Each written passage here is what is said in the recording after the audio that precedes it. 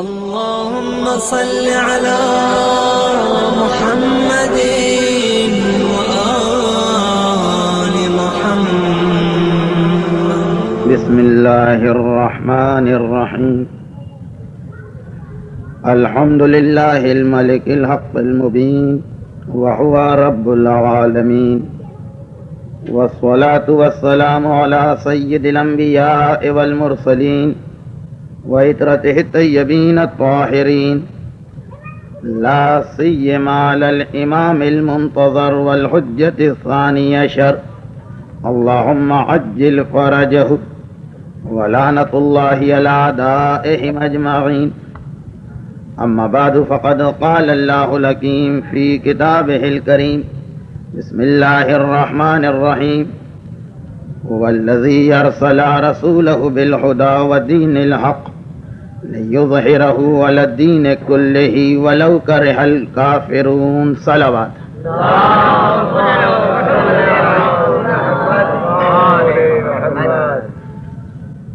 اس آیہ مبارکہ کی تلاوت کی گئی قرآن کریم میں دو مقام پر، اور ایک ہی الفاظ کے ساتھ، اور تیسرے مقام پر اسی مفہوم کے ساتھ اس آیت کو بیان کیا گیا ہے. اور یہ وہ آیت ہے کہ جس میں پروردگار عالم اس مقصد کو بیان کر رہا ہے جس کے تحت خدا نے اپنے حبیب کو اس دنیا میں بھیجا.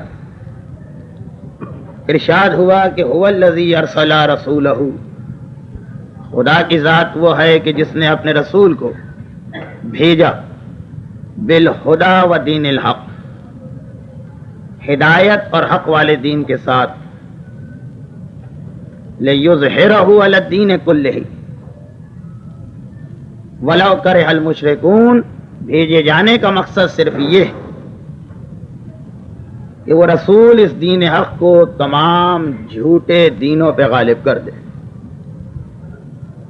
یہ مقصد بعثت رسول قرآن کریم بیان کر رہا ہے.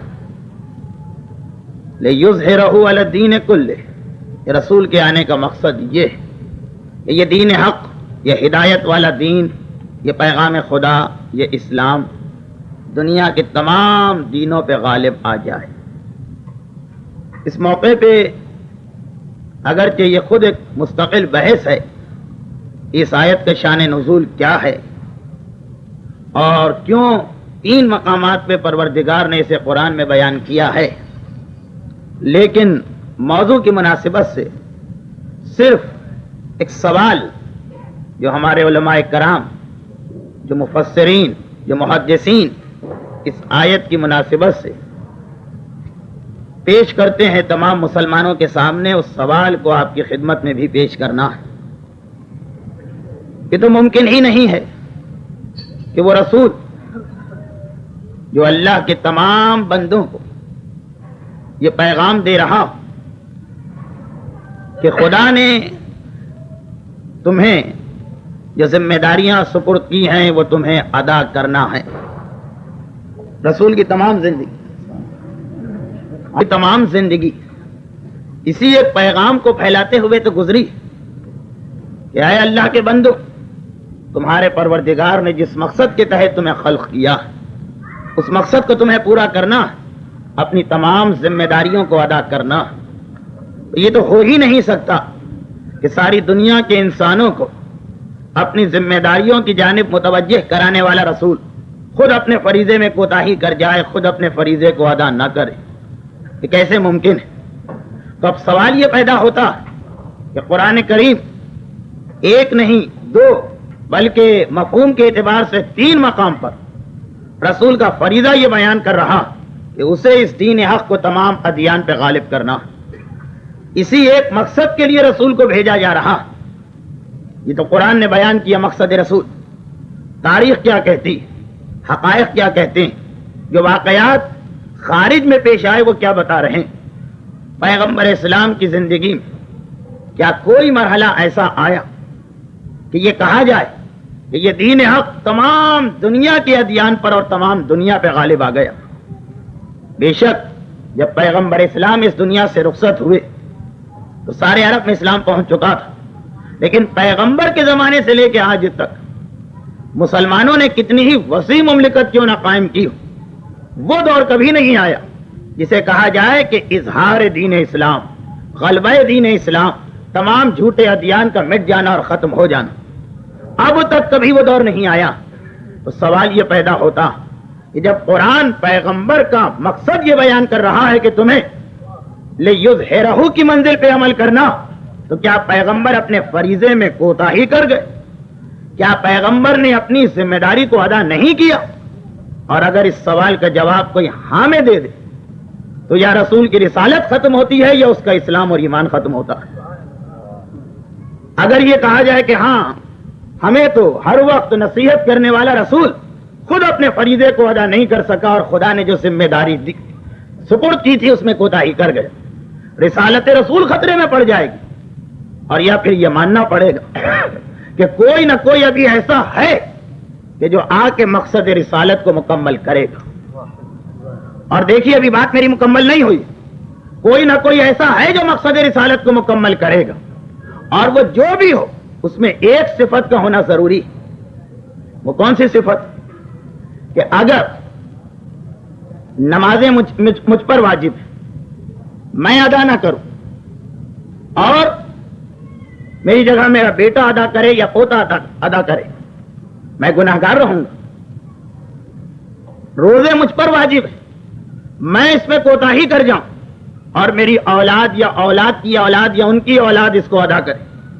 اسلام نے باپ کی قضا نماز اور روزہ بیٹے پہ رکھا ہوا ایک الگ مسئلہ، لیکن یہ مطلب نہیں ہے کہ باپ کا گناہ معاف ہے۔ ایسے والدین تو ہیں آج کل جو کہتے ہیں کہ ضرورت کیا ہے نماز پڑھنے کی، بیٹا تو ساری نمازیں پڑھ ہی دے گا، تو گناہ نہیں ختم ہوتا۔ وہ ایک الگ مسئلہ ہے کہ بیٹے پہ واجب ہے باپ کی قضا نماز، لیکن باپ کا گناہ ختم نہیں ہوتا، بہرحال وہ مجرم۔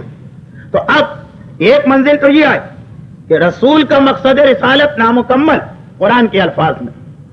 اب اگر کوئی ہے اس دنیا میں ایسا جو اس مقصد رسالت کو مکمل کرے گا تو اعتراض اپنی جگہ رہا کہ ذمہ داری رسول کی تھی۔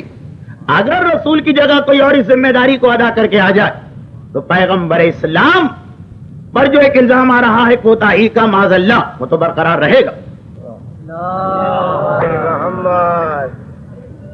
تو اعتراض تو اپنی جگہ رہا، کیونکہ اصل مقصد قرآن نے یہ بتایا کہ رسول کو تمام دنیا کے ادیان پہ اسلام کو غالب کرنا۔ اگر کوئی اور آ کے رسول کا فریضہ انجام دے تو چاہے وہ فریضہ انجام دینے والا بارگاہ الہی میں فضیلت و مقام رکھے، پیغمبر اسلام پہ جو الزام ہے وہ اپنی جگہ برقرار رہے گا۔ ہاں اگر ایک حقیقت کو ذہن میں دوہرا لیا جائے تو بات بالکل واضح ہو جائے گی۔ پیغمبر کا مقصد رسالت ابھی نامکمل و ناتمام ہے، کوئی جو اس مقصد رسالت کو آ کے مکمل کرے گا، لیکن اس دوسرے کی وجہ سے پیغمبر اسلام پہ الزام نہیں رہے گا، اس لیے کہ تمام دنیا کا طریقہ الگ ہے، پیغمبر کا طریقہ الگ ہے۔ باقی تمام دنیا کا مسئلہ ہوتا ہے کہ بہرحال وہ باپ ہے، یہ بیٹا ہے، وہ پوتا، اور خاندان رسالت کا طریقہ یہ ہے کہ وہاں اولنا بھی محمد، اوسطنا بھی محمد، آخرنا بھی محمد اور کلنا محمد ہوتے ہیں۔ تو اول محمد کا فریضہ آخر محمد کو آ کے مکمل کرنا، اور وہ سب ایک ہی نور کے جز ہیں۔ اس اعتبار سے یہ نہیں کہا جا سکتا کہ پیغمبر کے مقصد کو کسی غیر نے آ کے پورا کیا، نہیں، وہ اسی نور کے ایک دوسرے جز نے آ کے اس کو مکمل کیا۔ اور ایسا نور، وہ آنے والا نور ایسا کہ جسے قرآن نے بھی کہا وَأَشْرَقَتِ الْأَرْضُ بِنُورِ رَبِّهَا، کہ جب اس کا ظہور ہوگا تو یہ ساری دنیا تمہارے پروردگار کے نور سے جگمگا اٹھے گی۔ اور تاریخ نے ایک اور حقیقت ہمارے سامنے پیش کی، معتبر روایت کے مطابق وہ 14 شعبان کا روزہ تھا، جس کے اختتام پر وقت افطار پھوپھی اپنے بھتیجے کے گھر میں آئی۔ کون سی پھوپھی؟ جناب حکیمہ خاتون۔ اور کون سا بھتیجا؟ ہمارا 11واں امام، امام حسن عسکری علیہ الصلوۃ والسلام۔ 14ویں تاریخ تھی شعبان کی، جس کا روزہ افطار کرنے کے لیے پھوپھی بھتیجے کے گھر میں آ رہی، اور جب افطار کے مرحلے سے گزر گئے اور پھوپھی نے چاہا کہ میں واپس اپنے مکان میں جاؤں تو ایک مرتبہ 11ویں امام نے کہا پھوپھی اماں آج کی رات آپ یہیں گزاریے، اس لیے کہ آج کی رات میرا پروردگار مجھے وہ فرزند عطا کرنے والا ہے کہ جو خدا کی آخری حجت ہوگا اور جو تمام دنیا میں میرے جد کے پیغام کو پہنچائے گا۔ جناب حکیمہ خاتون کو یہ جملہ سننے کے بعد ایک چیز پہ تعجب ہوا، اور وہ تعجب اس بات پر کہ بیٹا یہ تمہیں فرزند، یہ جو تمہیں اولاد ہے یہ کس سے ملے گی؟ اس لیے کہ امام صرف ایک زوجہ ہے نرجس خاتون، اور خود جناب حکیمہ خاتون دیکھ رہی کہ کوئی آثار ولادت نہیں۔ بہرحال حمل ظاہر ہو جاتا، محسوس ہو جاتا، لیکن جناب نرجس خاتون میں کوئی آثار نہیں، یہاں تک کہ جب 11ویں امام نے فرمایا بھی کہ پھوپھی اماں میرا یہ بیٹا نرجس کے بطن سے ہوگا، تو روایت میں یہ کہ خصوصی طور پہ حکیمہ خاتون جاتی، نرجس خاتون کو بلایا اور اس کے بعد اچھے طریقے سے نرجس خاتون کا جائزہ لیا، لیکن کوئی آثار نظر نہیں آ رہے، آثار حمل تک نہیں، اور حیرت بڑھتی چلی جا رہی، اور فقط اس لیے کہ یہ جو حجت خدا پروردگار عالم کو اسے پہلے ہی مرحلے سے غیبت کے اندر رکھنا، اور ایسی غیبت ہے، ایسی غیبت کہ ماں کے شکم میں ہے لیکن غیبت، اور جب حکیمہ خاتون باقاعدہ دیکھ رہی ہیں تب بھی آثار نظر نہیں آ رہے، لیکن وہ جو 14 شعبان کا اختتام ہوا اور 15ویں تاریخ شروع ہوئی تو وہ سن کون سا تھا؟ سن 256 ہجری، اور سن 256 ہجری کے بارے میں ایک عجیب بات علماء بیان کرتے ہیں۔ دیکھیے آیت کی تلاوت میں نے کی، وہ آنے والا اس نور کا ایک جز ہے جو نور رسول کی صورت میں ہمارے سامنے آیا۔ قرآن نے کہا کہ اس سے دنیا جگمگائے گی، اور جب لفظ نور کے ابجد کے حساب سے آپ اعداد نکالیے وہ پورے 256 بنیں گے، جو ہمارے امام زمانہ کی ولادت کا سن ہے۔ ایسا نور کہ جب دنیا پہ جہل و تاریکی کے سائے بڑھتے چلے جائیں گے، یہ دنیا ظلمتوں میں غرق ہوتی جائے گی، تب پروردگار اس کو ظاہر کرے گا، اور بالکل اس شان سے جو آج کی رات حکیمہ خاتون نے جس کا مشاہدہ کیا۔ اب میں 2 جملے شب ولادت کے بیان کروں اور اپنے موضوع پہ آ جاؤں، یہ تو تمہید تھی۔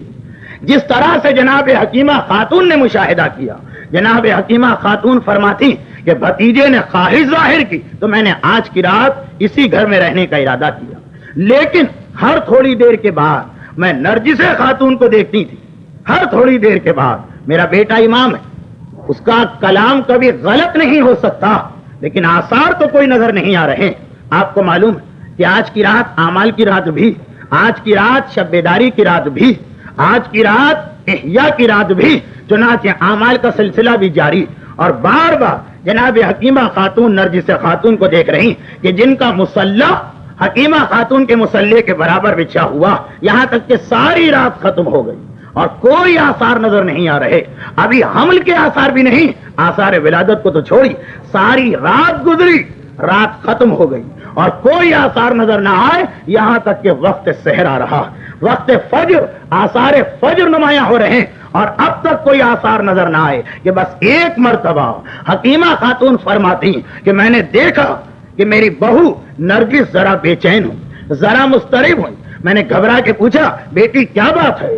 کہا پھوپھی اماں مجھے بے چینی ہو رہی، ایک عجیب سی کیفیت، اور بس جیسے ہی یہ کہا ایک ایسی چادر ہمارے درمیان آ گئی، نور کی چادر، کہ میں اپنی بہو کو نہ دیکھ پائی، اب بیچ میں ایک رکاوٹ آ گئی، نور کی چادر آ گئی، اور یہ عین وقت فجر تھا، اور تھوڑی ہی دیر گزری، چادر ہٹی تو میں نے عجیب منظر دیکھا کہ میرے بھتیجے نے جو وعدہ کیا تھا وہ پورا ہو چکا ہے، اور میرا پوتا اس وقت زمین پر سجدے کے عالم میں ہے اور اپنے پروردگار کا شکر ادا کر رہا۔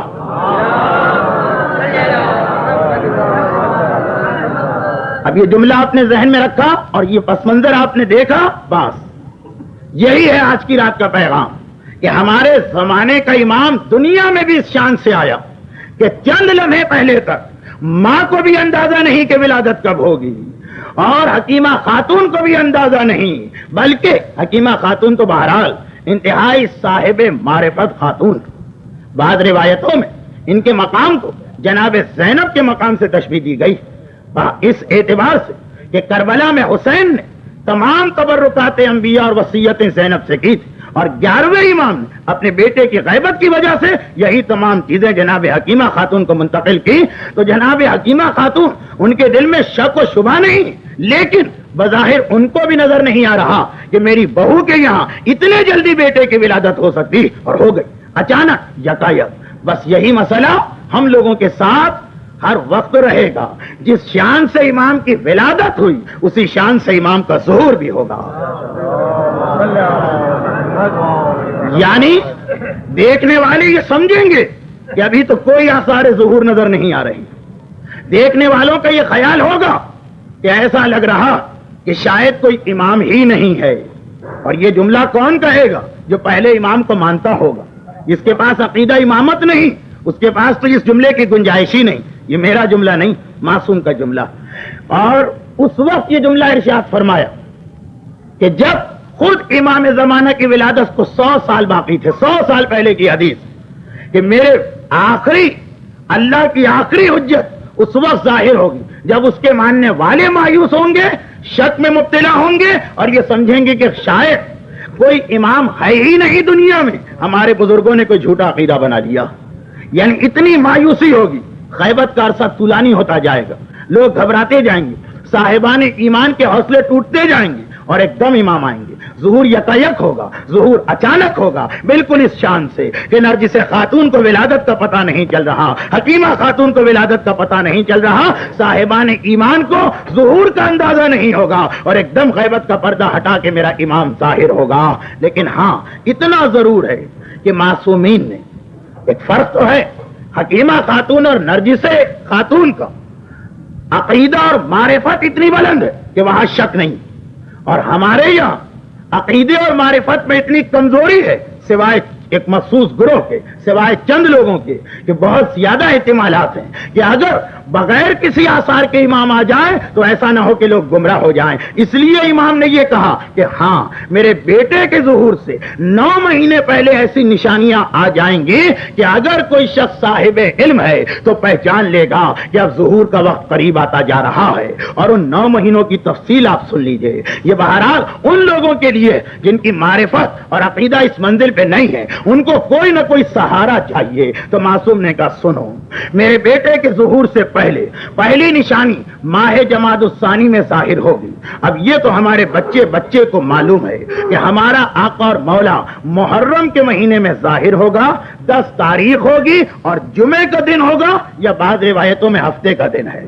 جمعہ اور ہفتہ دونوں کی روایتیں اتنی مساوی کیا آج کسی کے لیے فیصلہ کرنا مشکل ہے، لیکن بہرحال زیادہ ترجیح پھر بھی جمعے کے دن کو دی گئی. یہی وجہ کہ روز جمعہ جو زیارت پڑھنا مستحب، اس میں بھی یہ جملہ کہ آج وہ دن ہے کہ آپ کے ظہور کی توقع ہے. تو اب ترتیب سنیے، تاریخ ہوگی 10، مہینہ ہوگا محرم، دن ہوگا جمعہ، وقت ہوگا فجر کا، اور سال کون سا ہوگا؟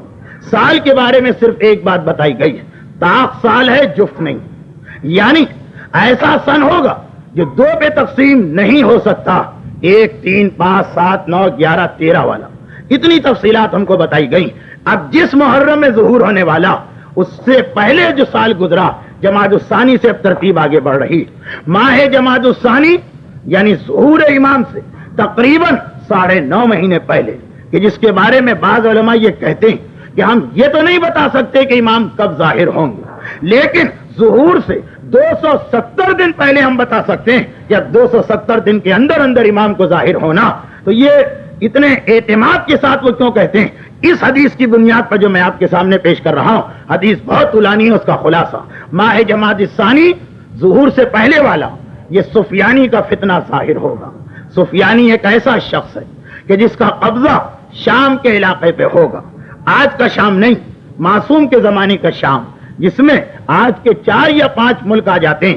آج کا شام، آج کا لبنان، آج کا اسرائیل، آج کا اردن، آج کا فلسطین، یہ سب مل کے جو علاقہ بنتا اسے شام کہا جاتا تھا معصوم کے عہد میں.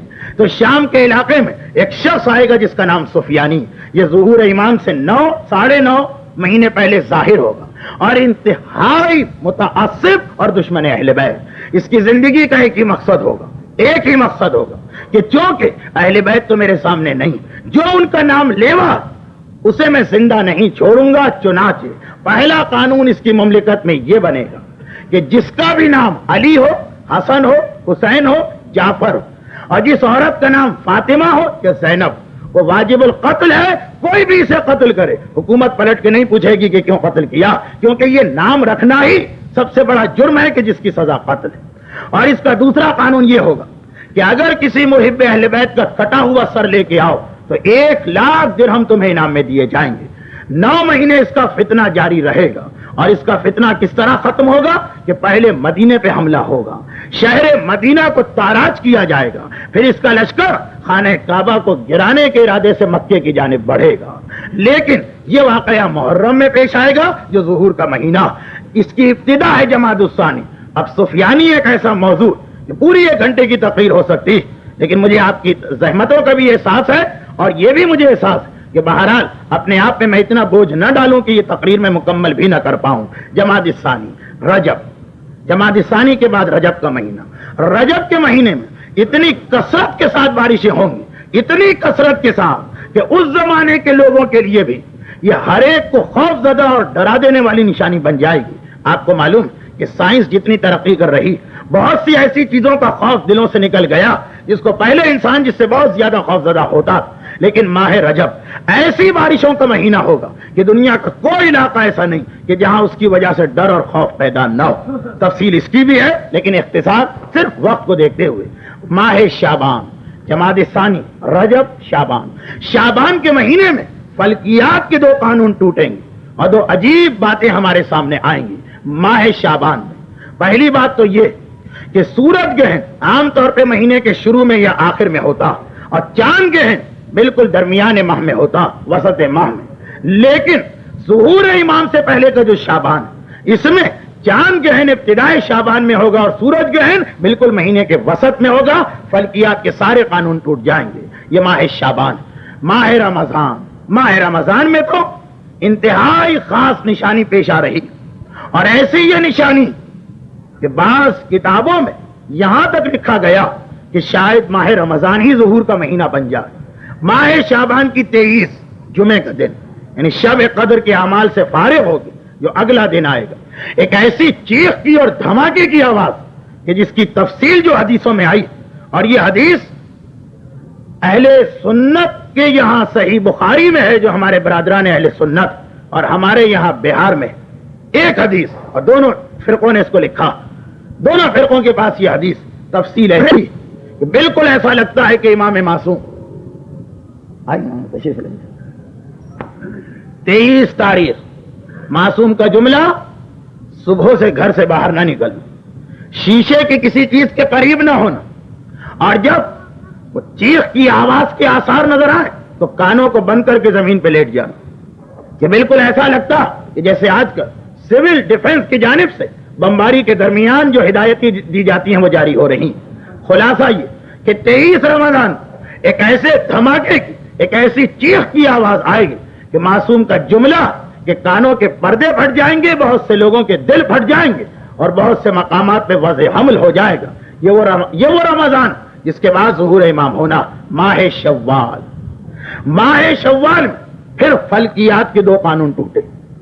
رمضان سے پہلے شعبان میں بھی فلکیات کے 2 قانون ٹوٹے اور رمضان کے بعد والے شوال میں بھی 2 قانون ٹوٹے. پہلا قانون یہ کہ ایک ایسا دن آئے گا کہ جب سورج چلتے چلتے اس طرح سے رک جائے گا. اگرچہ رکنا تو صحیح ترجمہ نہیں ہوا، لیکن یعنی اتنی اس کی اسپیڈ کم ہو جائے گی کہ ہمیں یہ لگے گا کہ سورج رکا ہوا، کہ ظہر سے لے کے عصر تک سورج اپنی جگہ ٹھہرا نظر آئے گا. وقت ہی آگے نہیں بڑھے گا، وقت ہی آگے نہیں بڑھے گا.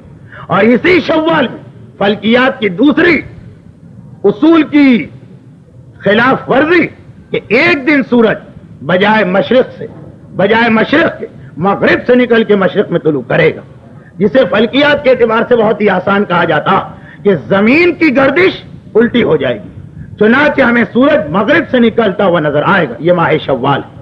پھر ماہ ذی قعدہ آیا. اس ماہ ذی قعدہ میں 2 نشانیاں بتائی جا رہی. پہلی نشانی یہ کہ دنیا میں جگہ جگہ ایسی آگ بھڑکے گی کہ اس سے سمندر بھی محفوظ نہیں رہیں گے. ایسا لگے گا سمندروں سے آگ نکل رہی. پہلے تو یہ بڑی عجیب بات تھی، لیکن جب سے سمندروں سے تیل نکلنے لگا اور کبھی کبھار تیل کے چشموں اور کنووں میں آگ لگ جاتی تو یہ منظر کبھی نظر بھی آ جاتا. لیکن معصوم کا جملہ کہ مشرق میں، درمیان دنیا میں اور مغرب تینوں جگہ ایسی خطرناک آگ ہوگی کہ سمندروں سے آگ کے شعلے بھڑکتے ہوئے نظر آئیں گے اور دنیا میں جگہ جگہ یہ آگ ہوگی اور دنیا کی 1/3 آبادی اسی مہینے میں مرے گی. وہ دوسری حدیث جو اکثر میں پڑھا کرتا ہوں لیکن آج میں سب کا خلاصہ بیان کر رہا ہوں. یہ معصوم کا ایک جملہ کہ میرا بیٹا ظاہر نہیں ہو سکتا جب تک کہ اس سے پہلے 2 موتیں نہ پیش آئیں، الموتتان یا الموتان. راوی نے پوچھا مولا کون سی موت؟ کہا الموت الاحمر والموت الابیض. میرے بیٹے کے ظہور سے پہلے ایک سرخ موت ہوگی، ایک سفید موت ہوگی. سرخ موت میں دنیا کی 1/3 آبادی مرے گی، سفید موت میں 1/4 آبادی مرے گی. مولا، راوی پریشان، مولا ذرا اور وضاحت کرے. کہا کہ میرے بیٹے کے ظہور سے پہلے ایک ایسی جنگ چھڑے گی کہ جنگ کے نتیجے میں خون بہے گا اور 1/3 انسان مریں گے، بہتا ہوا خون، جسے سرخ موت کہا. اور پھر جنگیں جب بھی ختم ہوتی، چاہے جیتنے والا ہو یا ہارنے والا ہو، خصوصاً اس زمانے میں ہر ایک کو 2 پریشانیاں گھیرے میں لیں گی، بیماریاں پھیلیں گی. اور آج تو ہم دیکھ رہے ہیں کہ دنیا اتنی ترقی کر گئی کہ اب جو جنگیں اس میں خالی عام ہتھیار استعمال نہیں ہوں گے بلکہ زہریلی گیسیں بھی استعمال ہوں گی، بلکہ جراثیم بھی استعمال کیے جائیں گے. تو ایسی بیماریاں پھیلیں گی اور ایسا قحط پڑ جائے گا دنیا میں کہ اس کی وجہ سے 1/3 آدمی اور مریں گے اور ہر طرف کفن ہی کفن، کفن ہی کفن نظر آئیں گے. یہ سفید موت ہے. وہ روایت میں 2 سال پہلے یہ اسی محفل میں بیان کر چکا ہوں کہ قحط ایسا ہوگا کہ معصوم کا جملہ، پروردگار ہم سب کو اس عذاب سے بچائے، لیکن جملہ کہ قحط ایسا ہوگا کہ باپ 1 روٹی کے بدلے اپنی بیٹی کو خود بازار میں جا کے فروخت کرنے کو تیار ہو جائے گا. یہ ماہ ذی قعدہ جس میں ایک طرف آگ بھڑکے گی اور اس کے بعد دنیا کی 1/3 آبادی مرے گی. اور پھر ماہ ذی الحجہ آ گئی. اس ماہ ذی الحجہ میں ایک تو جو باقی 1/3 ہے وہ ماہ ذی الحجہ کے شروع میں ان کا خاتمہ، یعنی جنگ ہوگی ماہ ذی قعدہ میں اور اس کے اثرات ماہ ذی الحجہ میں ہوں گے. اور پھر اس ماہ ذی الحجہ کے آخر میں ایک ایسا واقعہ پیش آئے گا جس کے بارے میں معصوم نے کہا کہ جب وہ واقعہ پیش آئے تو بس یاد کرو، یاد رکھو کہ اس واقعے کے اور میرے بیٹے کے ظہور کے درمیان 2 ہفتے سے زیادہ کی مدت نہیں ہو سکتی. 2 ہفتوں کے اندر اندر خدا اس کا انتقام لے گا اور اپنی آخری حجت کو ظاہر کرے گا. وہ کیا واقعہ ہے؟ نفس زکیہ کی شہادت. یہ ماہ ذی الحجہ کے آخر میں. اب جو معصوم نے کہا کہ 15 دن کے اندر اندر میرے بیٹے کو ظاہر ہونا، اس کا مطلب یہ کہ 25 ذی الحجہ سے 30 ذی الحجہ کے درمیان کبھی یہ واقعہ پیش آنا. نفس زکیہ کی شہادت. نفس زکیہ کون ہے؟ ان کی تفصیلات معتبر روایتوں میں نہیں، بعض ضعیف روایتوں میں ہے، لیکن اس کے بیان کرنے کا اس وقت موقع نہیں. صرف اتنا بتا دو کہ نفس زکیہ کوئی نام نہیں ہے، یہ ایک ٹائٹل ہے، یہ ایک لقب. نفس عربی میں کہتے ہیں شخص کو، انسان کو، جان کو. زکیہ پاک و پاکیزہ، ایک انتہائی مقدس و متقی اور پرہیزگار انسان شہید کیا جائے گا. روایتوں میں 2 چیزیں بیان کی گئی. پہلی چیز یہ کہ وہ نہ صرف عقیدتاً اہل بیت کے ساتھ بلکہ نسل امامت سے اس کا تعلق ہوگا.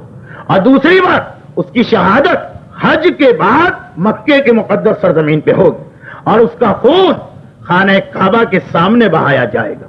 بلکہ روایت میں تو اور تفصیل ہے، بین الرکن والمقام، حجر اسود اور مقام ابراہیم کے درمیان اس کا خون بہایا جائے گا. فقط جرم کیا ہوگا؟ محبت اہل بیت. تو جب مکے کی وہ سرزمین کے من دخلہ کان آمنا، جو اس میں داخل ہوا، اللہ نے اس کو تحفظ دیا، اللہ نے اس کی حفاظت کا وعدہ کیا. جب اس سرزمین میں پتا توڑنا حرام، وہاں پہ ایک انتہائی مقدس شخص محبت اہل بیت کے جرم میں شہید کیا جا رہا. اس خون ناحق کے بعد 15 دن کے بعد 15 دن کے اندر اندر ظہور امام ہونا، یہ ماہ ذی الحجہ. اور بس یہ ماہ ذی الحجہ ختم ہوا اور ماہ محرم آ گیا. دیکھیے اب جمادی الثانی، رجب، شعبان، رمضان، شوال، ذی قعدہ اور ذی الحجہ، یہاں تک کی تفصیلات معصوم نے بیان کر دی.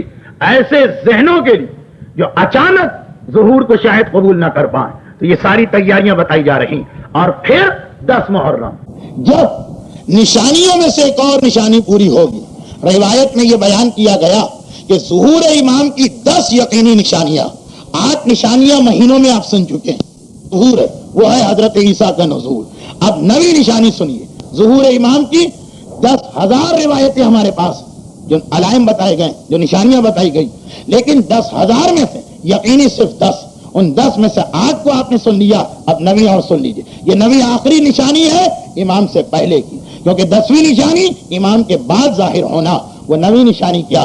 نوی نشانی یہ کہ فجر کا وقت ہے، دنیا سو رہی ہے یا اپنے اپنے کاموں میں لگی، کہ ایک آسمانی آواز ظاہر ہوگی. آسمانی آواز، جاء الحق زہق الباطل ان الباطل کان زہوقا. حق آ گیا، باطل مٹ گیا، اور باطل کو مٹنا ہے. دنیا والوں، خدا کی آخری حجت نے مکے میں ظہور کیا ہے، فوراً اس کی مدد کے لیے جاؤ. یہ ایک آسمانی آواز. اب کس طریقے سے یہ آسمانی آواز ہمارے کان تک پہنچے گی یہ تفصیل روایت میں نہیں. ہم براہ راست سنیں یا ریڈیو سے سنیں یا ٹیلی ویژن سے سنیں یا اخبارات میں، بس ایک قدر متیقن بیان ہوا کہ دنیا کے ہر انسان تک یہ پیغام پہنچ جائے گا، چاہے وہ نیو یارک اور لندن جیسے شہروں میں رہنے والا یا افریقہ کے جنگلوں اور ہمالیہ کی پہاڑیوں میں رہنے والا. یہ پیغام ہر ایک کے کان تک پہنچنا. بس جیسے ہی یہ پیغام پہنچا، یہ نوی نشانی، جیسے ہی یہ آسمانی آواز جو جبرائیل کی ہے، جیسے ہی یہ آسمانی آواز آئی، اب دنیا والوں نے سن لیا اس کو. رد عمل کیا، ریئیکشن کیا ہے دنیا والوں کا؟ دنیا کے تمام انسان 3 گروہوں میں تقسیم ہوں گے. پہلا گروہ جو اکثریت ہے، انہوں نے تو یہ آواز سنی یا ہنس دیا یا مذاق اڑایا یا ٹال گئے یا یقین نہیں کیا یا سمجھ ہی نہ پائے. اس میں سارے کافر آ گئے، مشرک آ گئے، منکر امامت آ گئے، اور سب یہ لوگ آ گئے کہ یہ ہے کیا اعلان. واضح نہیں ہوا ان کے لیے، مذاق اڑا کے اس کو نظر انداز کر دیا. اکثریت تو یہیں پہ کٹ گئی. اب وہ لوگ بچے جن کو یقین آ گئے، بلکہ یقین کیا آیا، وہ تو بے اختیار پکار اٹھے کہ یہی تو وہ اعلان ہے جس کی وجہ سے ہم دن رات تڑپ رہے تھے، اور اسی اعلان کے لیے تو ہم جی رہے ہیں. ارے ہمارا مدعا، ہمارا مقصود، ہماری دعا، ہماری تمنا قبول ہو گئی، ہمارا امام آ گیا، ہمیں دوڑ کے امام کے پاس جانا.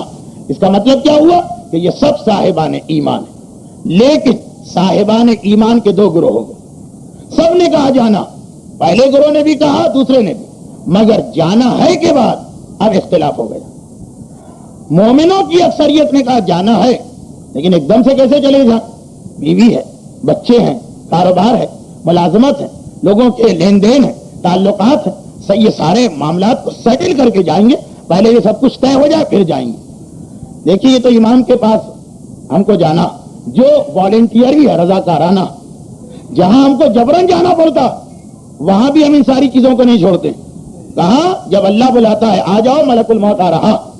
بڑھاپے میں جا کے توبہ کریں گے، نمازیں بھی بڑھاپے میں، روزے بھی بڑھاپے میں، داڑھی بھی بڑھاپے میں، پردہ بھی بڑھاپے میں، سب بڑھاپے میں. ابھی تو جوانی، ابھی تو بیوی بچوں کا خیال کرنا. ابھی حلال حرام کے چکر میں پڑ گئے تو کیسے ان کا پیٹ بھریں گے؟ پیٹ بھر جائے نہ بھر جائے وہ عیاشیاں کیسے ملیں گی؟ ابھی نماز روزے کے چکر میں پڑ گئے تو زندگی کیسے گزرے گی؟ ابھی داڑھی اور پردے کے اوپر پابندی شروع کر دی تو دنیا والوں کا مقابلہ کیسے کریں گے؟ پتا ہے کہ اللہ کا بلاوا تو اچانک آنے والا.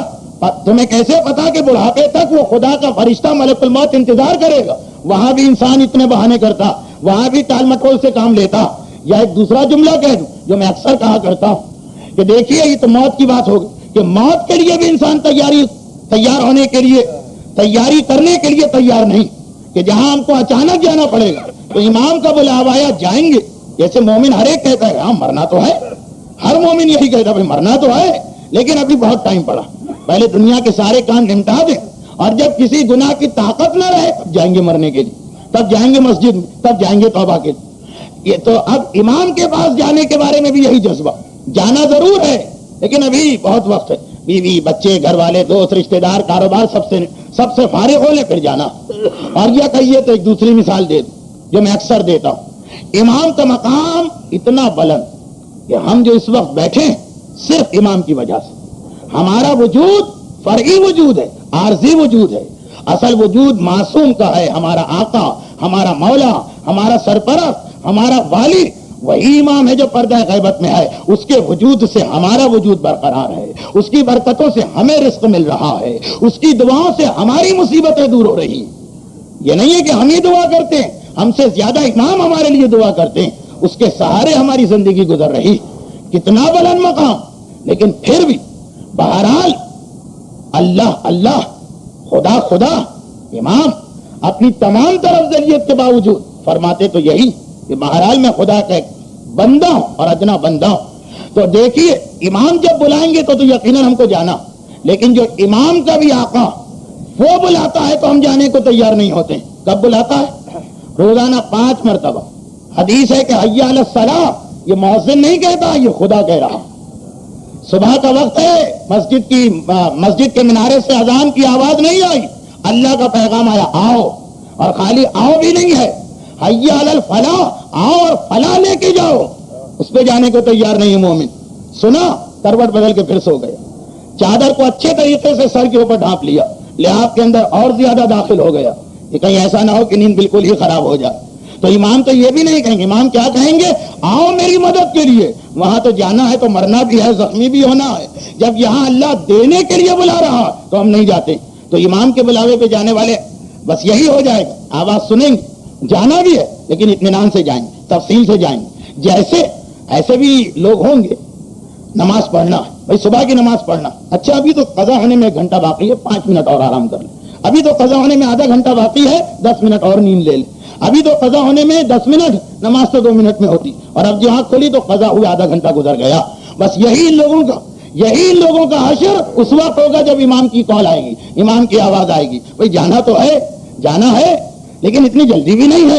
امام بہرحال اب ہمارے محتاج نہیں ہے، ان کا تو کام چل جائے گا، ہم بھی پہنچ جائیں گے۔ بس یہ اسی ٹال مٹول میں رہے۔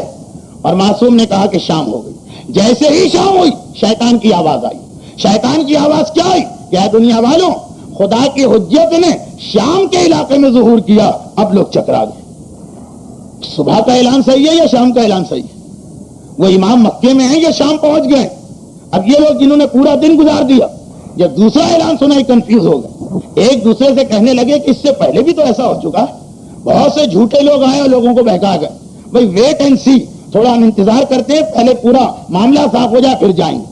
اور جو ایک مرتبہ ٹھہر گیا پھر وہ ٹھہر گیا، کبھی خدمت امام میں نہیں پہنچا۔ اور ہاں، اب ایک تیسرا گروہ ہے، بہت مختصر سا لیکن ہے گروہ، جیسے ہی اس نے سنا امام نے بلایا، بس اسی لیے تو ہم انتظار کر رہے تھے، ساری زندگی اسی لیے گزری، چلو امام کے پاس۔ نہ بیوی کا خیال، نہ بچوں کا خیال، نہ کاروبار کی فکر، نہ تعلیم کا مسئلہ، نہ گھر کا مسئلہ، نہ دکان کا، نہ چھٹی کا، نہ پاسپورٹ کا، نہ ٹکٹ کا، بس جانا جانا جانا۔ کیسے جانا ہے بھائی؟ پہلے یہ تو معلوم کر لو کہ آج کوئی فلائٹ بھی جا رہی ہے مکہ یا نہیں جا رہی ہے۔ نہیں، یہ مسئلہ نہیں، ہم خود سے جائیں تو یہ ساری تیاری کریں گے، خود سے تو نہیں جا رہے ہیں، بلاوے پہ جا رہے ہیں، کسی نے بلایا۔ گھر سے نکلنا ہمارا کام، باقی امام کا کام، اور یہی ہوگا۔ ایک قدم گھر سے نکالا، پتا چلا نہ اپنا گھر رہا، نہ اپنی گلی رہی، نہ اپنا محلہ رہا، نہ اپنا شہر رہا، نہ اپنا ملک رہا، کسی نئی جگہ آ گئے۔ لیکن اتنی نئی بھی نہیں ہے، خانہ کعبہ صاف پہچانا جا رہا، اور ایک ہجوم سے نظر آ رہا۔ آگے بڑھے تو دیکھا کہ واقعاً امام اس دیوار سے ٹیک لگائے بیٹھے، جس دیوار میں حجر اسود، امام کا ہاتھ پھیلا ہوا، اور کچھ لوگ ہم سے پہلے پہنچ کے بیعت کر چکے ہیں۔ ارے یہ ہم سے پہلے کون پہنچ گئے؟ ہم تو سب سے جلدی آئے ہیں۔ پتا چلا جبرائیل ہم سے پہلے پہنچے ہوئے ہیں، جو امام کے ہاتھ پہ بیعت کر چکے ہیں۔ میکائیل، اسرافیل، ملک الموت، 4 فرشتے ہم سے پہلے آئے، 3 نبی ہم سے پہلے آئے، وہ 3 نبی جو اب تک زندہ ہیں، خضر، ادریس، الیاس، اصحاب کہف جو سالوں سے غار میں سو رہے تھے، وہ ہم سے پہلے آئے۔ قوم موسیٰ کے 15 آدمی ہم سے پہلے آئے، اصحاب رسول ہم سے پہلے آئے، بس ان کے فوراً بعد ہم بھی قطار میں کھڑے ہو گئے۔ اور جب ہماری باری آئی، امام کے ہاتھ پہ بیعت کی اور لشکر امام میں شامل ہو گئے۔ تو اب ایک سوال راوی نے کیا، جو یہ پوری حدیث آپ نے سنی، راوی بھی سن رہا، مولا وہ پہلے لوگ بھی آپ کے ماننے والے ہیں جو ٹال مٹول میں رہ گئے، یہ دوسرے بھی آپ کے ماننے والے ہیں جو بجلی کی تیزی سے پہنچ گئے، یہ فرق کیوں ہو گیا؟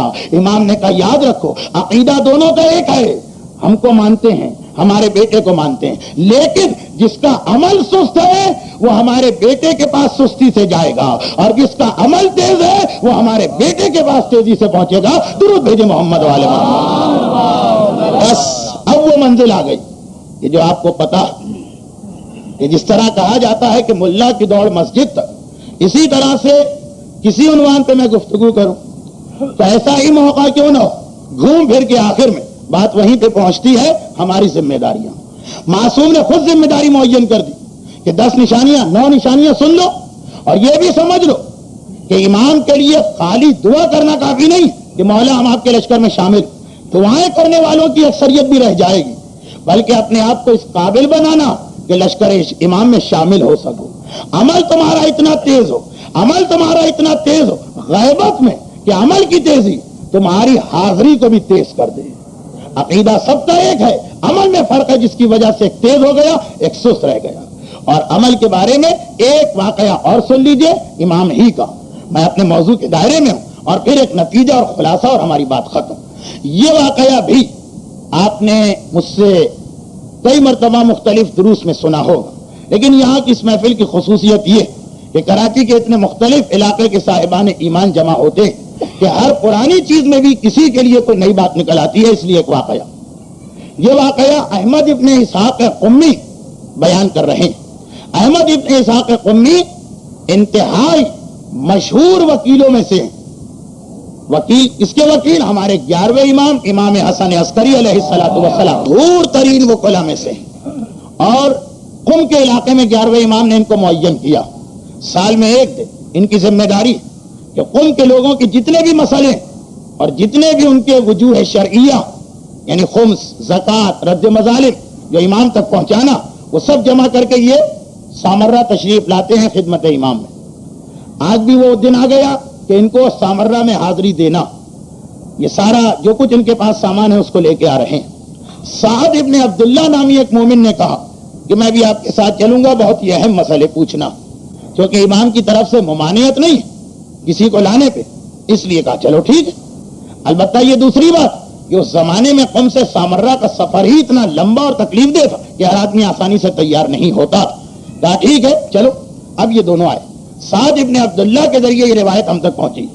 وہ کہتے ہیں کہ میں احمد ابن اسحاق قمی جو وکیل امام ہیں ان کے ساتھ میں سامرہ پہنچا، اور جب راستہ ہم نے طے کیا تو جو خطوط ہیں لوگوں کے، کسی کا مسئلہ ہے، کسی کی حاجت ہے، کسی کی پریشانی، خطوط تو احمد ابن اسحاق قمی نے سامان میں رکھے، لیکن جو شرعی رقوم ہے جو امام تک پہنچانا، ایک بات میں ضمناً بتا دوں، آج خمس دینا اتنا آسان ہے اور کوئی دینے کو تیار نہیں الا ما شذ، اور اس زمانے میں خمس دینا انتہائی مشکل تھا، کیونکہ اس زمانے کی حکومت کا یہ کہنا تھا کہ اگر کوئی حکومت کے علاوہ کسی کو خمس دیتا وہ باغی، کیونکہ خمس حاکم وقت کا حق، کیونکہ وہ اپنے آپ کو خلیفہ کہتا، زکوٰۃ ہمارا حق، خمس ہمارا حق۔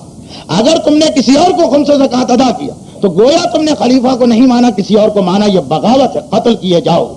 پھر بھی لوگ خمس و زکوٰۃ دیتے ہیں جان خطرے میں ڈال کے، اور یہاں اتنی سہولت و آسانی، وہ ساری برکتیں جو خمس دینے والے کے لیے امام نے وعدہ کی، پھر بھی دینے کو لوگ تیار نہیں۔ لیکن یہ بات کا مرحلہ، تو اب یہ جو وجوہ شرعیہ ہیں، یہ جو شرعی رقوم ہے، ان کی حفاظت کرنا، اگر تلاشی لے لی کسی نے راستے میں اور میرے پاس یہ سارا سامان نکل آئے تو جان خطرے میں۔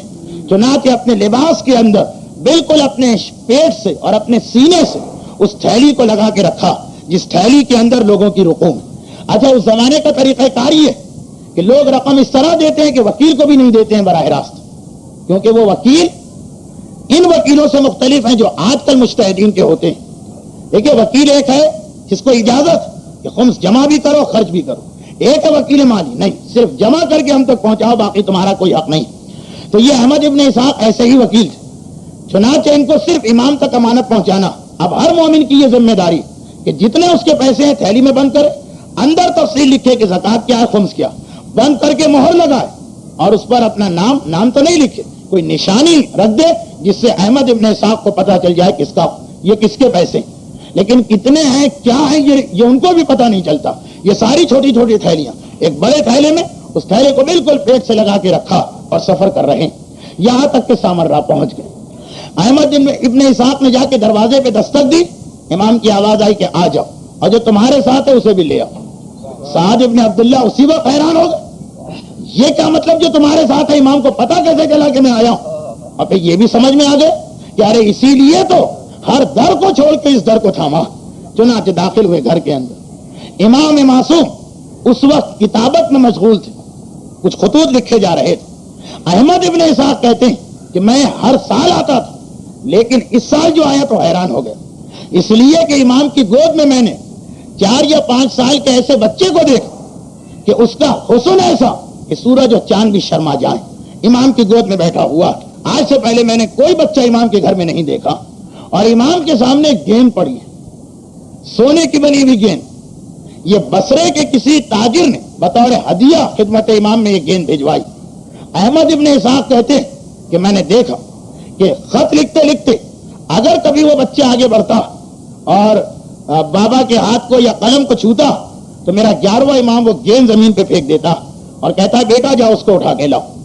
جب یہ ہمارا عقیدہ بھی ہے اور تاریخ کی روایت بھی ہے کہ امام معصوم چاہے جوانی ہو یا بڑھاپا یا بچپنا کسی وقت بھی یہ کھیل کود میں مشغول نہیں ہوتا۔ جملہ بھی ہے، ایک تو خود 11ویں امام کا بہلول دانا کا واقعہ، اللہ نے ہم کو کھیلنے کے لیے پیدا ہی نہیں کیا۔ وہ 7ویں امام کا واقعہ کہ بکری کا بچہ لے کے آئے اور حکم دے رہے ہیں کہ خدا کے سامنے سجدہ کرو، تو کھیل کا مسئلہ نہیں، لیکن جو معصومین کے واقعات ہیں وہ بعض ہمارے لیے سنتیں کہ اپنی اولاد کے کھیل پر بھی توجہ دینا، ایسا بھی نہ ہو کہ بالکل اس پہلو کو نظر انداز کرنا، اس کی بھی ایک اہمیت ہے اسلام میں، لیکن یہ تربیت اولاد۔ پھر میں نے دیکھا وہ بچہ گیند اٹھا کے واپس آ جاتا۔ خیر امام معصوم نے مجھ سے کہا بیٹھ جاؤ میرے سامنے، 11ویں امام نے، ابھی وہ حیات ہے۔ میں بیٹھ گیا امام کے سامنے اور وہ تھیلی نکالی اور کہا فرزند رسول یہ اس سال کی امانتیں۔ جیسے ہی میں نے یہ کہا، اب تک تو 11ویں امام خود لیتے تھے، اب ایک مرتبہ حکم دیا بیٹا ادھر آؤ، تمہارے ماننے والوں نے یہ وجوہ شرعیہ بھجوائیں، انہیں قبول کرو۔ 11واں امام 12ویں امام سے کہہ رہا ہے کہ یہ جو امانتیں آئی ہیں انہیں لو، تمہارا حق ہے، خمس، زکات، رد مظالم، سب پہ حق تصرف معصوم کو۔ عجیب جواب سنیا، بڑا عجیب جواب، لو یہ تمہارے ماننے والوں نے بھجوایا۔ احمد ابن اسحاق چونکے، مولا یہ کون ہے؟ کہا کہ یہ میرا بیٹا ہے جو میرے بعد حجت خدا بنے گا اور ہمیشہ غیبت میں رہے گا جب تک کہ اللہ کا حکم نہ آ جائے، تعارف مکمل ہو۔ 12ویں امام نے بڑا عجیب جواب دیا، ساری تھیلیاں سامنے۔ امام نے کہا بابا، 12واں امام اپنے والد سے، بابا میں ایسے مال کو کیسے ہاتھ لگاؤں جس کے بھجوانے والے نے حلال اور حرام کا کوئی خیال نہیں کیا اور حرام مال میرے پاس بھجوا دیا، میں حرام مال کو ہاتھ لگانے کو تیار نہیں۔ یہ جملہ آیا ہمارے زمانے کے امام کی زبان پر۔ 11ویں امام نے کہا بیٹا ذرا بتاؤ کون سا ایسا مال ہے؟ ایک مرتبہ 12ویں امام نے احمد ابن اسحاق کو حکم دیا پہلی تھیلی تم خود نکالو۔ تھیلے میں سے پہلی تھیلی نکلی، جیسے ہی تھیلی باہر آئی اس پر نام نہیں، ایک نشانی، یہ نشانی صرف احمد ابن اسحاق کو پتا۔ 12ویں امام کی نگاہ پڑی، 4-5 سال کی عمر، کہا بابا یہ فلاں ابن فلاں کا مال ہے، کوئی اس پہ نام نہیں ہے، لیکن کہا یہ فلاں ابن فلاں کا مال۔ احمد ابن اسحاق واقعاً اسی کا مال ہے جس کا نام لیا۔ کہا بابا اس کے اندر 62 اشرفیہ۔ کھولا گیا تھیلی، واقعاً 62 اشرفیہ نکلی۔ کہا اس میں سے 45 اشرفیہ وہ کہ جو اس کے پاس مال جمع تھا اس میں سے اس نے 45 اشرفیاں دی۔ 14 اشرفیاں وہ کہ اس نے 7 کپڑے بیچے تھے اس کے پیسے، اور 3 اشرفیاں اس کی ایک دکان ہے جو اس نے کرائے پہ دی، یہ کرائے پہ بھی دی ہوئی دکان، اس کی 3 اشرفیاں، یہ ہو گئی 62 اشرفیاں۔ پوری تفصیل بتائی، پرچہ کھلا جو تھیلی کے اندر ہے، واقعاً یہ تفصیل لکھی۔ 11ویں امام نے کہا بیٹا اب اتنا اور بتا دو کہ اس میں حرام والا مال کون سا ہے۔ وہی بیٹھے بیٹھے 12واں امام کہہ رہا کہ بابا اس میں ایک اشرفی ایسی جس پر وہ سن مٹ گیا، جو اشرفی کے اوپر سن بنایا جاتا، ضرب کیا جاتا ہے، کندہ کیا جاتا، ہر سکے پہ ایک سن ہوتا، وہ سکہ جس کا سن مٹا ہوا ایک وہ، اور ایک دوسری وہ اشرفی جو تھوڑی سی کٹی ہوئی۔ اب 65 اشرفیہ احمد ابن اسحاق نے بھی نہیں دیکھی، سب کو نکال کے ایک مرتبہ ٹٹولا، واقعاً وہ 2 اشرفیاں ایسے نکل آئی۔ 11ویں امام نے کہا بیٹا یہ بھی بتا دو اس میں خرابی کیا ہے۔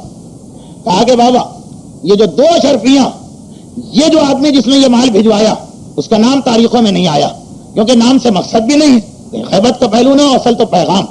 بابا یہ جو 2 اشرفیاں، اس کا کام ہے کپڑے کا، ابھی آپ نے سنا کپڑے بیچے، کپڑے کا کام، تو اس نے سوت اپنے پڑوسی کو جو بہت ہی غریب تھا بیچارا، اسے سوت دیا تھا تاکہ وہ مشین پر اسے بنے اور کپڑا تیار۔ اس نے پوری حفاظت کی، اتفاق سے اس کے گھر میں چوری ہو گئی، وہ سارا کپڑا، وہ سارا سوت، وہ سارا دھاگا چوری ہو گیا۔ اب اسلام کا ایک مسئلہ، بہرحال अगर कोताही अपनी ना हो तो शायद वो कंपनसेशन भी की गुंजाइश भी ना हो, और अगर हो भी गुंजाइश तो मेरा 12वां इमाम कह रहा कि बाबा वो चोरी हो गया माल। पड़ोसी ने आके कहा कि माल चोरी हो गया, इसने यकीन नहीं किया, कहा मैं नहीं जानता चोरी हो या ना हो, तुम्हारे घर से चोरी हुआ, मुझे तो ये माल चाहिए। और फिर जब उसने कर्जा ले वो माल देना चाहा तो इसका मोटा वाला धागा था, इसने देखा मौका अच्छा, दबाव मेरा उस पर पड़ा हुआ, बदले में वो बारीक धागा खरीद के उतने पैसे इससे ले लिए। मोटा धागा वो घटिया कपड़ा बनेगा, बारीक धागा बढ़िया कपड़ा बनेगा। जो इसका दिया हुआ माल था चोरी हो गए, बदले में वैसा ही माल ना लिया, मौके को गनीमत जान के उससे अच्छा माल ले लिया, उस पर जुल्म किया, ये हराम का माल हो गया। और जब ये हराम का हुआ, अब अजीब जुमला, जब ये हराम का हुआ तो इमाम ये नहीं कहते कि 2 को निकाल दो, कहा पूरी 62 रुपया निकाल दो, जब हराम और हलाल मिल गए मुझे कुछ भी नहीं चाहिए।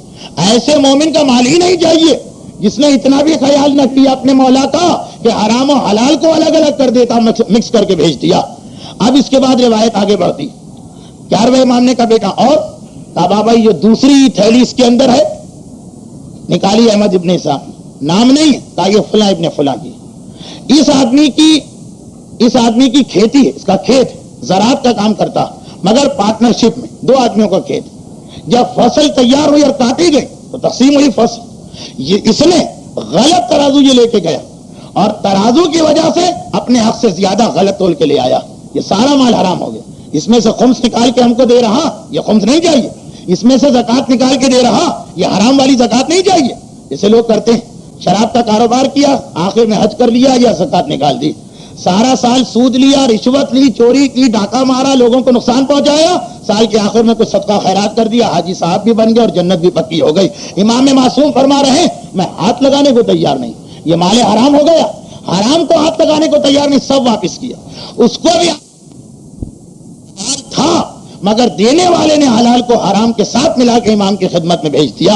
ये वाकया इमाम का, और ये वाकया गैबत से पहले का, अहमद इब्ने इसाक ने देखा इस वाकये को। बस अब यही तो पैगाम हुआ कि वो जो तकरीर का पहला हिस्सा इख्तिताम को पहुंचा कि जिसका अमल सुस्त होगा वो खिदमत इमाम में नहीं पहुंच पाएगा। फिर आपने ये वाकया सुना माले हराम, माले हराम के बारे में एक बात और सुन लीजिए, हदीस भी है और हदीस कुदसी भी है कि जो आदमी एक लुकमा हराम का खाता खुदा 40 दिन तक उसका कोई नेक अमल कबूल नहीं करता, हत्ता ये कि नमाज और रोजा तक कबूल नहीं। हराम का एक लुकमा खाने वाला यानी उसका अमल अच्छा भी हो तो हराम की वजह से खुद ब खुद उसका अमल सुस्त हो जाता, और जिसका अमल सुस्त हो जब इमाम जाहिर भी होंगे ये खिदमत इमाम में नहीं पहुंच पाएगा, ये ज़ुहूर के बावजूद महरूम रह जाएगा लश्कर इमाम में शामिल होने से। कौन मोमिन ऐसा जो इतनी बड़ी बदनसीबी को मोल लेने को तैयार कि थोड़ी सी दौलत दुनिया की खातिर मैं इमाम को छोड़ने को तैयार, लश्कर इमाम में शामिल होने की सादत छोड़ने को तैयार। मोमिन का जज्बा तो हबीब इब्ने मुजाहिर जैसा होना चाहिए कि इमाम करबला में बुलावा आया तो कूफे से दौड़ के आए और पहरे के पहरे थे, सारे पहरों को क्रॉस करके आए, ये जज्बा होना चाहिए।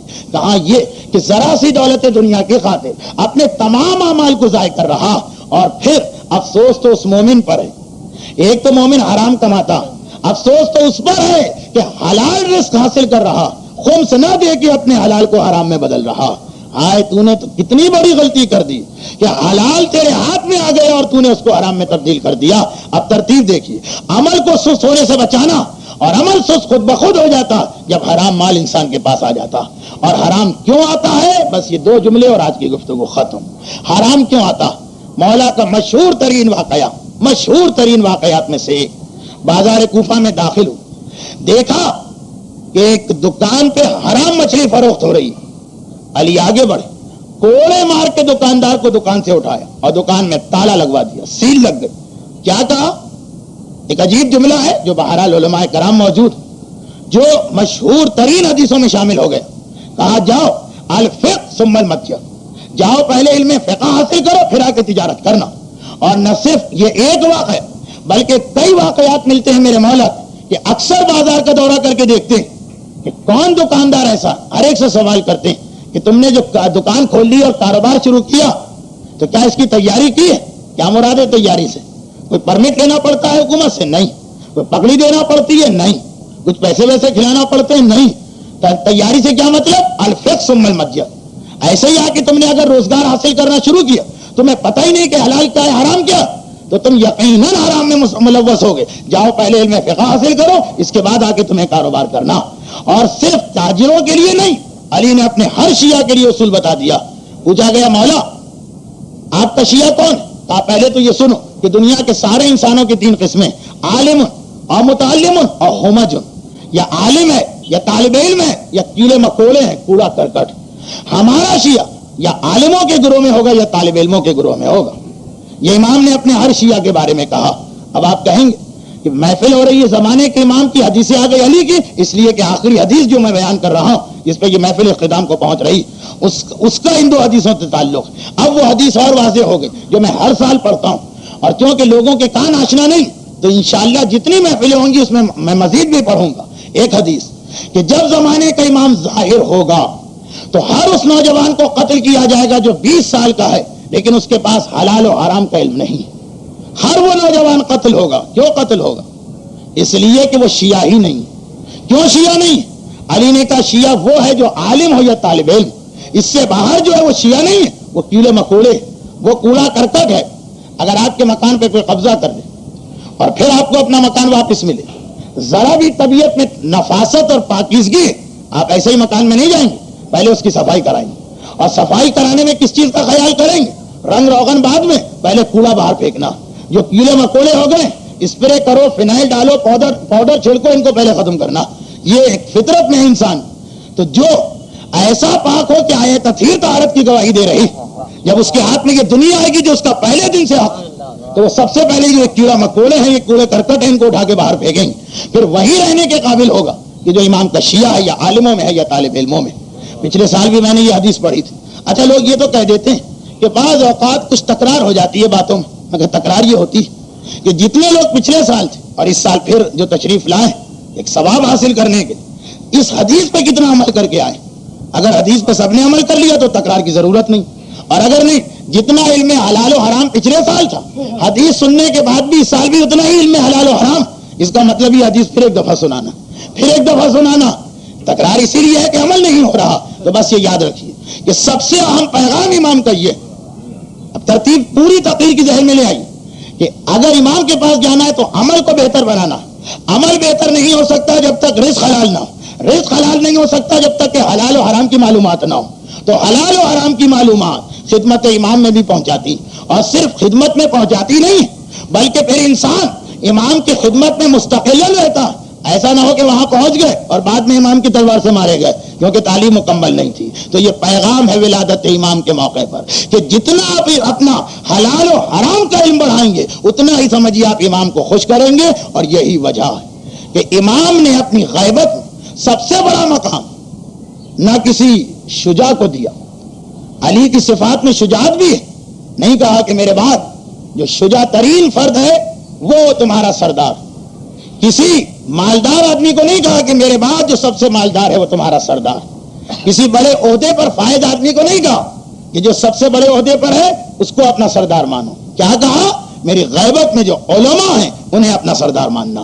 جتنا علم زیادہ ہوگا اتنا وہ امام کے قریب ہوگا، جتنا امام کے قریب ہوگا اتنا ہی امام اس کو حق دے کے صاحبان ایمان پر حاکم بنا رہے ہیں. تو اس کا مطلب یہ ہے کہ یہ علم ہے جو ہمیں امام سے قریب کرتا چلا جا رہا ہے. اگر ابھی تک کوتاہی ہے تو کم سے کم ایک عہد یہاں سے کر کے جائیں کہ اس دفعہ اس سال ہم میں اور امام میں جو بھی فاصلہ ہو چاہے بہت ہی قریب ہو، اگلے سال اس فاصلے کو اور کم کر دینا اور امام کو اتنا خوش کرنا کہ امام کہیں گے اور آگے آ جاؤ، اور خوش کرنا امام کہیں گے اور آگے آ جاؤ، یہاں تک کہ وہ منزل آئے گی کہ امام ظاہر ہوں گے اور ہمارا ہاتھ امام کے ہاتھ میں پہنچ چکا ہوگا.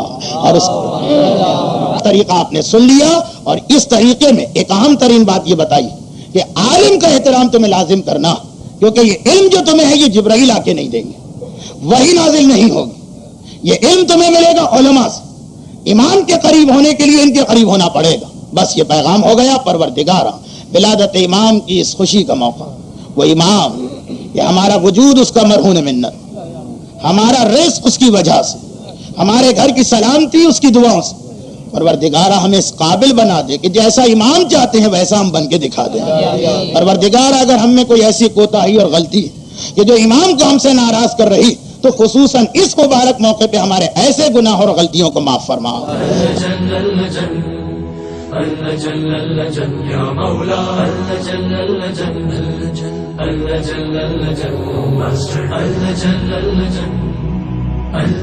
يا صاحب السماء